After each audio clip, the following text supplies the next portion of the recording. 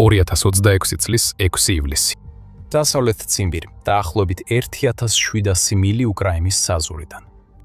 ეს არის ომსკის ნავთობის გადამამუშავებელი ქარხანა, ყველაზე დიდი რუსეთში და ნავთობის გადამუშავების ჯაჭვის მნიშვნელოვანი ნაწილი. ეს არის რუსეთის ეკონომიკის სიცოცხლის წყარო.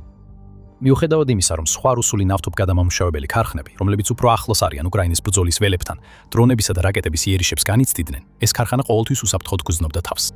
მართალია, რუსეთის პრეზიდენტის ვლადიმირ პუტინის თვალში ომსკი ხელშეუხებელი.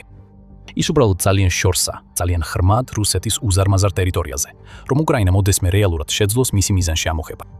ასე სჯერა მას, მაგრამ ეს რწმენა მალე ფერფლად იქცევა.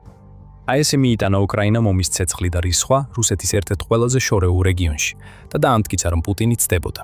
კიდევ ერთხელ. 2022 წელს თვით ის აზრიც კი, რომ კიევის ძალებს შეეძლოთ წარმატებული დარტყმა მიეყენებინათ რუსეთის შიგნით, ასობით მილის სიღრმეში მდებარე სამიზნეზე სასაცილო იქნებოდა. უკრაინის არმიას უბრალოდ არ ჰქონდა რესურსები მსგავსი ოპერაციის ჩასატარებლად და ზედმეტად იყო დაკავებული საკუთარი ტერიტორიის დაცვით, კრემლის შემოჭრილთა ურდოების და უზარმაზარი ტანკების კოლონების წინააღმდეგ. იმაზე ფიქრიც კი, რომ რუსეთის ნავთობგადამამუშავებელ ქარხნებზე სიღრმისეული დარტყმები მიეყენებინათ. თუმცა 2025 წლისთვის ვითარება მკვეთრად შეიცვალა და უკრაინის პრიორიტეტებიც შესაბამისად შეიცვალა. როდესაც კონფლიქტი გადაიზარდა სასტიკ და სისხლიან გამოფიტვის ომში, კიევის ძალებმა ნათელ დასკვნამდე მივიდნენ. მაშინაც კი, როდესაც დასავლეთის დახმარება ჰქონდათ, მათ ვერასდროს ექნებოდათ იმედი, რომ რუსეთს პირისპირ ძალით ძალაზე, კაცით კაცზე ბრძოლაში გაუტოლდებოდნენ. რაც უფრო დიდხანს გაგრძელდებოდა ესეთი ტიპის კონფლიქტი, მით უფრო ნელ-ნელა, მაგრამ აუცილებლად გადაინაცვლებდა უპირატესობა რუსეთის მხარეს. რადგან მიუხედავად იმისა, რომ უკრაინას შეეძლო ერთი რუსული შეტევითი ჯგუფის შემდეგ მეორის მოგერიება და ათეულობით ან თუნდაც ასობით მტრის ტანკის განადგურება, ყოველთვის კიდევ უფრო მეტი მათ ჩასანაცვლებლად ელოდებოდა. რაღაც უნდა შეცვლილიყო. ამიტომ უკრაინის სარდლები ფრონტის ხაზებს მიღმა გაიხედეს, რუსეთის ძალის ნამდვილი წყაროსკენ. არა ტყვიები, ბომბები ან დრონები. მაგრამ ნავთობი მხოლოდ ის საწვავი არ იყო, რომელიც კრემლის ტანკებსა და ჯავშან ტექნიკას ამუშავებდა. ის იყო მთელი რუსეთის ეკონომიკის საფუძველი. ეს იყო ნავთობი, რომელმაც პუტინს თითქოს უსასრულო საბრძოლო ბიუჯეტი მისცა. ეს იყო უზარმაზარი ნავთობგადამამუშავებელი ქარხნების, მილსადენებისა და ტერმინალების ფართო ქსელი, რომელმაც მოსკოვს მისცა შესაძლებლობა ასე ეფექტურად გამოეყენებინა თავისი ბუნებრივი რესურსების უზარმაზარი მარაგი. მაშინაც კი, როცა დასავლეთის სანქციების ერთ ტალღას მეორე მოსდევდა ქვეყანაში, პუტინი რამდენჯერმე შეძლო მათი უგულებელყოფა. დაწმუნებული იყო, რომ სანამ ნავთობი იდინებოდა და ნავთობგადამამუშავებელი ქარხნები მუშაობდნენ, ომი თითქმის უსასრულოდ გაგრძელდებოდა. უკრაინისთვის გამოსავალი აშკარა იყო. თუ ყველაზე დიდ ზიანს მიაყენებდა, უნდა დაევტყა კრემლისთვის ყველაზე მტკივნეულ ადგილებში, ნავთობგადამამუშავებელ ქარხნებში. ასე დაიწყო ხანგრძლივი კამპანია, რომელსაც უკრაინის პრეზიდენტი ვოლოდიმირ ზელენსკი უწოდებს შორი მოქმედების სანქციებს, დრონებისა და რაკეტების დართმები რუსეთის ენერგეტიკულ ინფრასტრუქტურაზე. თავდასხმები თავდაპირველად სპორადული იყო, მაგრამ მალე უფრო რეგულარული გახდა, როგორც კი კვირები და თვეები გავიდა. ისინი ასევე უფრო ეფექტური გახდა, რადგან უკრაინელი დრონის ოპერატორები დაიწყეს ამ ობიექტების ყველაზე მნიშვნელოვანი ნაწილების ამის ამოცნობა და მიზანში ამოღება. მაგალითად, დისტილაციის კოლონები, რომლებიც პასუხისმგებელნი არიან ნედლი ნავთობის გადამუშავებასა და მის გამოსადეგ ფასეულ საწვავებად ბადდაყოფაზე. ამ კომპონენტების მწყობრიდან გამოყვანამ ეფექტურად პარალიზება მოახდინა ქვეყნის ნავთობის გადამამუშავებელი შესაძლებლობების დიდ ნაწილზე და თითოეული თავდასხმის შედეგები თანდათან დაგროვდა. 2025 წლის ბოლო ეტაპებზე რუსეთს უბრალოდ აღარ შეეძლო იმდენი ნავთობის გადამუშავება, რამდენიც წლის დასაწყისში შეეძლო. ეს ნიშნავდა ნაკლებ საწოლს ომისთვის, ნაკლებ საწოლს ლეփსაწოლს მოსახლეობისთვის და ნაკლებ საწოლს ექსპორტისთვის მსოფლიოს გარშემო. პანიკა მთელ ქვეყანაში ყოველ ახალ თავდასხმასთან ერთად იზრდებოდა და ძლიერდებოდა. და კრემლის სარდლებსაც კი მოუწიათ მნიშვნელოვანი საჰაერო თავდაცვის საშუალებების, როგორიცაა S-400 სისტემები გადამისამართება, ენერგეტიკული ინფრასტრუქტურის დასაცავად. ეს არ იმუშავა, დრონები კვლავ მოდიოდნენ და 2026 წლის ზაფხულისთვის ისინი უფრო დიდი, უკეთესი და უფრო საშიში იყვნენ ვიდრე ოდესმე. 27 ივნისი. ამ მომენტამდე კვირების განმავლობაში უკრაინამ წარმატებით განახორციელა მრავალი იერიში რუსეთის ნავთობის ინფრასტრუქტურაზე, მათ შორის ნავთობგადამამუშავებელ ქარხნებზე, ტერმინალებზე, მილსადენებზე და საწვავის საცავებზე. მაგრამ კიევი ახლა აპირებს კიდევ უფრო გაამკაცროს მოქმედებები. ის ცდილობს ზაფხულის მოწმენდილი ცით მაქსიმალურად ისარგებლოს, რათა განახორციელოს მტერზე დამანგრეველი იერიშების სერია და მიატენოს მაქსიმალურად დიდი ზიანი, რომ პუტინი კიდევ უფრო ხრმა და ბნელ კუთხეში მოაქციოს, აიძულოს ან დაასრულოს ომი, ან სრული განადგურების რისკზე წავიდეს. ამ იერიშებიდან პირველი წამებში დაიწყება, როცა უკრაინული კამიკაძე დრონები სწრაფად მიფრინავენ ჰაერში მტრის ენერგეტიკული ქსელის ორ მნიშვნელოვან კვანძისკენ. პირველი არის სლავიანსკის ნავთობის გადამამუშავებელი ქარხანა, რომელიც მდებარეობს ქალაქ სლავიანსკ-ნაკუბანში, კრასნოდარის რეგიონში. არაშორს კირიმის ნახევარკუნძულისა და შავი ზღვის წყლებისგან ის მხოლოდ რამდენიმე ასეული კილომეტრითაა დაშორებული უკრაინის ტერიტორიიდან, რაც მას კიევის ყველაზე დამანგრეველი დრონებისა და რაკეტების მოქმედების ზონაში აყენებს. სლავიანსკ ეკოშიფსეს საკუთრებაში მყოფი, ეს არის ერთ-ერთი ყველაზე დიდი ნავთობის გადამამუშავებელი ქარხანა სამხრეთ რუსეთში. აქ ნავთობი გარდაიქმნება საზღვაო საწვავად, რათა უზრუნველყოს მომარაგება. რუსეთის შავი ზღვის ფლოტი, რომელსაც რუსეთი მთელი კონფლიქტის განმავლობაში იყენებდა ძალაუფლების დემონსტრირებისთვის და სამხრეთიდან უკრაინის ქალაქებსა და დასახლებებზე დრონებისა და რაკეტების დარტყმების განსახორციელებლად. ეს ვრცელი ნავთობგადამამუშავებელი ქარხანა ასევე აწარმოებს უზარმაზარ რაოდენობას ბენზინის, მაზუთისა და სხვა ნავთობპროდუქტების, რომელთა დიდი ნაწილი ექსპორტზე გადის შავი ზღვის გავლით. ეგრეთ წოდებული ჩრდილოვანი ფლოტის გემებით, რაც კრემლის ბიუჯეტს სტაბილურ და მნიშვნელოვან შემოსავალს უზრუნველყოფს. და როცა დრონების ერთი ჯგუფი სწორედ ამ ადგილს მიაწოდა, მეორე ჯგუფი სრულიად სხვა მიმართულებით, სხვა სამიზნისკენ, 1000 კილომეტრზე მეტ მანძილზე გაემართა. სლავნეფტის იანოვის ნავთობგადამამუშავებელი ქარხანა იაროსლავში, რომელიც მოსკოვიდან დაახლოებით 150 მილის ჩრდილო-აღმოსავლეთით და უკრაინიდან 400 მილზე მეტ მანძილზე მდებარეობს. ეს არის ერთ-ერთი ყველაზე დიდი ნავთობგადამამუშავებელი ქარხანა მთელ რუსეთში, რომელიც ყოველწლიურად მილიონობით ტონა ნედლ ნავთობს ამუშავებს. ის ცენტრალური რუსეთის რეგიონებისთვის მთავარი საწვავის მომწოდებელია და ქვეყნის მასშტაბურ ენერგეტიკულ ქსელში წამყვან როლს ასრულებს. ასევე ის კარგად არის დაცული. კრემლი სრულად აცნობიერებს ამ ნავთობგადამამუშავებელი ქარხნის მნიშვნელობას და თავისი საუკეთესო საჰაერო თავდაცვის სისტემები დასავლეთ რეგიონებში განათავსა. მაგრამ ეს საკმარისი არ არის უკრაინის დრონების შესაჩერებლად, რომლებიც სიბნელეში სწრაფად მიემართებიან თავიანთ სამიზნეებს. ისინი გვერდსულიან ისეთ საჰაერო თავდაცვის სისტემებს, როგორიცაა S-400 და პანცირ S-1, ღამის სიჩუმეში კი დართვმას ახორციელებენ. მოულოდნელად იაროსლავსა და კრასნოდარზე ზემოთ ჰაერი ივსება უპილოტო საფრენი აპარატების გამორჩეული ზუზუნით. ადგილობრივი მსხორებლები საწოლებიდან იღვიძებენ და ფანჯრებთან გარბიან. ტელეფონებს იღებენ, რათა გადაიღონ ის ქაოსი, რომელიც იციან, რომ მალე დაიწყება. რუსული რადარები ბოლოს და ბოლოს აქტიურდება, როცა ეკრანებზე რამდენიმე წერტილი ჩნდება, ხოლო საჰაერო თავდაცვა ირთვება. ბოლო, სასუწარკვეთილი მცდელობით, რომ შეაჩერონ მოახლოებული საფრთხეები. მაგრამ ეს ყველაფერი ძალიან ცოტაა და ძალიან გვიან, რადგან რამდენიმე დრონი ორივე ობიექტის პერიმეტრს არღვევს და პირდაპირ ეჯახება მათ კრიტიკულ კომპონენტებს. ორივე ადგილზე ცეცხლი და აფეთქებები იწყება. ალები წასწდება და უზარმაზარი კვამლის სვეტები ვარსკვლავს ფარავს. დარტყმის ტალღების შორს და ფართოდ იგრძნობა და თავდასხმის შედეგი მხოლოდ ფიზიკური კი არა ფსიქოლოგურიცაა. რადგან უკრაინამ კიდევ ერთხელ დაუნტკიცა რუსეთს, რომ შეუძლია დაუსჯელოდ იმოქმედოს. არ აქვს მნიშვნელობა, რას აკეთებს კრემლი, ან რამდენად კარგად ცდილობს თავისი ნავთობგადამამუშავებელი ქარხნების დაცვას. კიევის ძალებს აქვთ საშუალება დაარტყან მათ თითქმის ნებისმიერ დროს და ნებისმიერ ობიექტს და შეუძლიათ ერთდროულად სხვადასხვა რეგიონში მდებარე ობიექტებზეც მიიტანონ იერიში. და რუსეთს არაფრის გაკეთება არ შეუძლია მათი შესაჩერებლად. და თუ რუსეთის უმაღლესი საზღლობა ფიქრობდა, რომ ეს იყო უკრაინის ზაფხულის იერიშების პიკი, ისინი მალე გაიგებდნენ, რამდენად ცდებოდნენ. რადგან ეს კამპანიის კულმინაცია არ იყო, ეს მხოლოდ პირველი აქტი იყო, 5 ივლისი. წინა იერიშიდან ძლივს ერთი კვირა იყო გასული და უკრაინის უპილოტო სისტემების ძალები უკვე ახალ მისიას იწყებდნენ. ისევ, მათ სამიზნეში რამდენიმე ობიექტი ჰყავთ, ყველა მტრის ენერგეტიკული ქსელის მნიშვნელოვანი ნაწილია. ერთი მათგანი მათთვის ძალიან ნაცნობია. ეს არის სლავნეფტიანოვის ობიექტი იაროსლავში. ზუსტად ისევე ნავთობგადამამუშავებელი ქარხანა, რომელიც რამდენიმე დღის წინ ცეცხლში გაეხვა. ადგილმდებარეობა, სადაც ყოველწლიურად 15 მილიონი ტონა ნედლი ნავთობი მუშავდება. საოცარი არ არის, რომ უკრაინას რამდენჯერმე სურს ამ ობიექტზე დარტყმა, რადგან ის კრემლისთვის ასეთი მნიშვნელოვანი ლოგისტიკური საკვებდენია.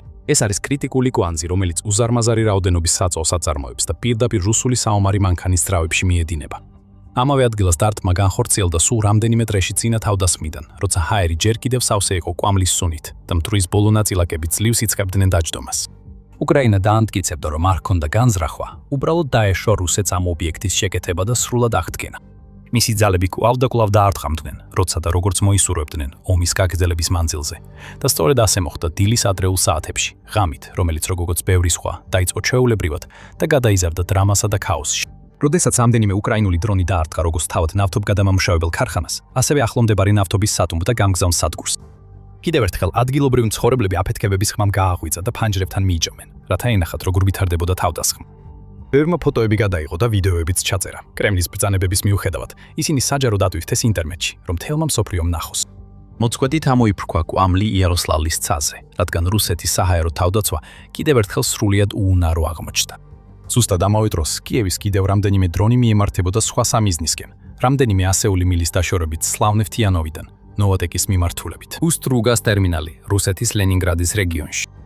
სანქტ-პეტერბურგის მახლობლად მდებარე ფინეთის ყურეს გადაჰყურებს უსტ-ლუგა, რუსეთის ერთ-ერთი ყველაზე მნიშვნელოვანი საექსპორტო ჰაბია, რომელიც ფაქტობრივად ენერგიის გადამამა და მომუშავებელ ცენტრსა და გადაზიდვის ობიექტს აერთიანებს.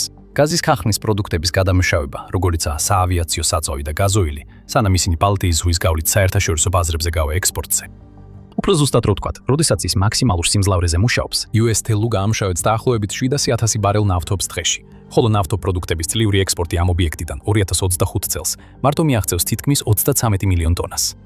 მისი მდებარეობა მას რუსეთისთვის მნიშვნელოვან სტრატეგიულ აქტივად აქცევს, მაგრამ ასევე უზარმაზარ და მაღალი ღირებულების სამიზნედ უკრაინისთვის. ამ ობიექტზე თავდასხმა მხოლოდ რუსეთის შიდა საწვავის მიწოდებაზე ზეწოლას არ გულისხმობს, არამედ იმ მნიშვნელოვან ფინანსურ არხებსაც წყვეტს, რომლებმაც პუტინს საშუალება მისცა წლების განმავლობაში ტრილიონობით რუბლი დაეხარჯა უკრაინასთან ომში. აქაც ცაზე ათეულობით უკრაინული დრონი დაფრინავდა. ლენინგრადის ოლქის გუბერნატორის ალექსანდრ დროზდენკოს თქმით, მოგვიანებით რუსულმა საჰაერო თავდაცვამ ჯამში 60-ზე მეტი უპილოტო საფრენი აპარატის განადგურება შეძლო. ეს მაინც არ აღმოჩნდა საკმარისი უსტ-ლუგას გადასარჩენად, რადგან რამდენიმე დრონმა, გავრცელებული ინფორმაციით, დაარტყა ტერმინალს და ასევე დააზიანა ინფრასტრუქტურა ახლომდებარე ვიზოცკის საზღვაო პორტსა და ლუგას სამხედრო სასწავლო პოლიგონზე.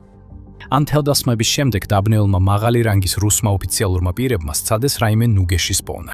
სმენით, რომ უკრაინის შესაძლებლობებს რაღაც ზღვარი უნდა ქონოდა, დარწმუნებულები იყვნენ, რომ მტრის დრონებსაც მხოლოდ გარკვეულ მანძილზე შეეძლოთ მისვლა. რაც ნიშნავდა, რომ თუნდაც უკრაინის სიახლოვეს მდებარე ნავთობგადამამუშავებელი ქარხნები და სხვა ინფრასტრუქტურა საფრთხის ქვეშ იყო. ისინი, რომლებიც უფრო შორს არიან, მაგალითად სიბირის ყველაზე შორეულ სიღრმეებში, მტრის უპილოტო საფრენი აპარატებისთვის ხელშეუწვდომელი უნდა ყოფილიყვნენ. მაგრამ უკრაინა სწორედ ეხლა აპირებდა დაემტკიცებინა, რამდენად მცდარი იყო ეს განცხადება. ომსკი, ეს სიბირის მესამე უდიდესი ქალაქია და რუსეთის უდიდესი ნავთობგადამამუშავებელი ქარხნის მდებარეობა. წლების განმავლობაში ეს ნავთობგადამამუშავებელი ქარხანა მთელ რუსეთის ფედერაციაში ერთ-ერთ ყველაზე დაცულ სამრეწველო ობიექტად მიიჩნეოდა. 1950-იან წლებში საბჭოთა კავშირის აყვავების პერიოდში აშენებული, მისი მდებარეობა სიბირის რეგიონისთვის მნიშვნელოვან სატრანსპორტო და გადამამუშავებელ კვანძად აქცევდა. ამავდროულად ქარხანა ფიზიკურად 1000 მილზე მეტი დაშორებით იყო რუსეთის დასავლელი მტრებისა და ნატოს ალიანსის საზღვრებიდან. ამის წყალობით ყველაზე ცუდი სცენარის შემთხვევაშიც კი, მაგალითად ნატოსთან შესაძლო ომის დროს, რუსეთს შეეძლო დარწმუნებული ყოფილიყო, რომ ომსკის ნავთობგადამამუშავებელი ქარხანა პრაქტიკულად მიუღწეველი სამიზნე იქნებოდა. და როდესაც ომი დაიწყო უკრაინასთან, მოსკოვის ელიტას არასოდეს წარმოედგინა, რომ კიევის სამხედროებს ექნებოდათ ისეთი თანამედროვე ტექნიკა, რომელიც ასეთ შორეულ ობიექტზე დარტყმის საშუალებას მისცემდა. თუნდაც დრონების ომიკაში შეუძლებლად ჩანდა წარმოედგინათ, რომ მტრის უპილოტო საფრენი აპარატი უკრაინის ტერიტორიიდან აფრინდებოდა, გადაკვეთდა ფრონტის ხაზს, ოკუპირებული ტერიტორიების სასიკვდილო ზონებს და ასობით მილი რუსულ საჰაერო სივრცეში ისე გაივლიდა, რომ ნავთობგადამამუშავებელ ქარხანამდე მისვლამდე ადვილად არ აღმოაჩენდნენ, და ჩამოაგდებდნენ ბევრად ადრე ვიდრე სამიზნეს მიუახლოვდებოდა. წლების განმავლობაში ეს ვარაუდები სრულიად სწორად მიიჩნეოდა. უკრაინას არ ჰქონდა ისეთი დრონები, რომლითაც ასეთ შორეულ ობიექტს დაარტყამდა, მაგრამ ამაზე მუშაობდა. ნელ-ნელა წელიწადიდან წელიწადამდე მისი თავდაცვის ინდუსტრია ძლიერდებოდა და ასევე ძლიერდებოდა მისი დრონების არმიაც. ადრინდელ სისტემებს მკაცრი მანძილის შეზღუდვები ჰქონდათ. ბევრი მათგანი მხოლოდ რამდენიმე ათეულ მილს დაფრინავდა, სანამ ენერგია ამოეწურებოდა. თუმცა დროის გასვლასთან ერთად ეს შეზღუდვები თანდათან შესუსტდა. გამოჩნდა ახალი დრონები, რომლებიც 100 მილს დაფრინავდნენ, შემდეგ 200, შემდეგ 300 და ამით არ გაჩერებულან. უკრაინის წამყვანი დრონების მწარმოებლები, როგორიცაა Firepoint, განაგრძობდნენ საზღვრების გაფართოებას და 2024 წლისთვის ხელახლა განსაზღვრეს, რას შეიძლებოდა გაეკეთებინა უპილოტო საფრენმა აპარატმა. მათ მართლაც განსაკუთრებული რამ შექმნეს. Firepoint, FP.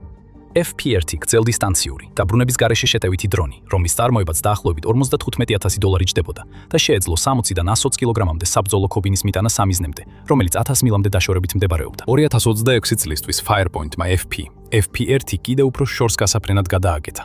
გაუმჯობესა მისი დიზაინი, დახვეწა აეროდინამიკური პროფილი და გაზარდა საწვავის ტევადობა. ამის შედეგად ასობით ახალი სამიზნე გახდა ხელმისაწვდომი, მათ შორის ომსკის ნავთობგადამამუშავებელი ქარხანა, რომელიც ადრე სრულიად მიუღწეველად მიიჩნეოდა.